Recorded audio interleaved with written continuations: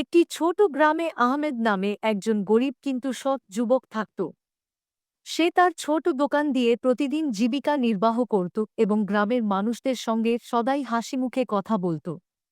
গ্রামের সবাই তাকে ভদ্র ও শান্ত স্বভাবের বলে চিনত। একদিন সকালে দোকান খোলার পরে আহমেদ বাজারে কিছু প্রয়োজনীয় জিনিস নিতে বের হল।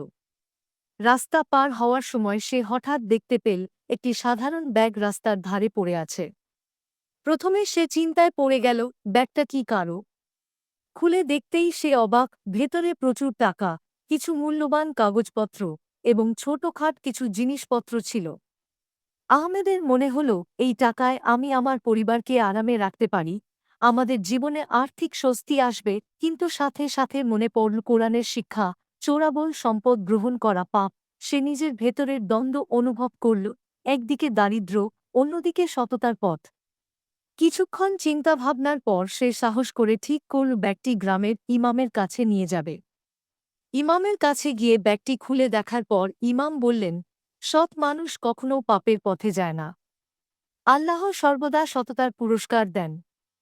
আমাদের উচিত আসল মালিককে খুঁজে বের করা। ইমাম গ্রামের সবাইকে ডেকে সাহায্য করলেন আসল মালিককে খুঁজে বের করার জন্য। আহমেদ পাশে দাঁড়িয়ে মন থেকে শান্তি অনুভব করল, কারণ সে জানত সে সঠিক কাজ করছে। কিছুদিন পর ব্যাগের আসল মালিক গ্রামে এসে নিজের ব্যাগ ফেরত পেল। সে খুব খুশি হয়ে আহমেদকে ধন্যবাদ জানাল এবং তার সততার প্রশংসা করল। মালিক তার সত্তার জন্য ছোট্ট আর্থিক সাহায্য দিল। আহমেদ সেই সাহায্য গ্রহণ করল, কিন্তু তার মনে সবচেয়ে বড় আনন্দ হল সত্যিকারের ন্যায় ও সতা শেষ পর্যন্ত পুরস্কৃত হয়। এই ঘটনার মাধ্যমে আহমেদ শিখল যে সততা শুধু নৈতিক নয়, এটি আল্লাহর সন্তুষ্টির পথ। সত্যিকারের ধন হল শান্তি, বিশ্বাস এবং মনকে শান্ত রাখা। সে বুঝতে পারল, কোনো প্রলোভন তাকে পাপের পথে ঠেলতে পারবে না যদি সে আল্লাহর পথে দৃঢ় থাকে। গ্রামের মানুষও এই ঘটনার প্রশংসা করল এবং সব বয়সের ছেলেমেয়েরা সত্তার গুরুত্ব শিখল। আহমেদ প্রতিদিন দোকান চালাতে গিয়ে নিজেকে মনে করত যে সত্য ও সততা জীবনকে সুন্দর করে।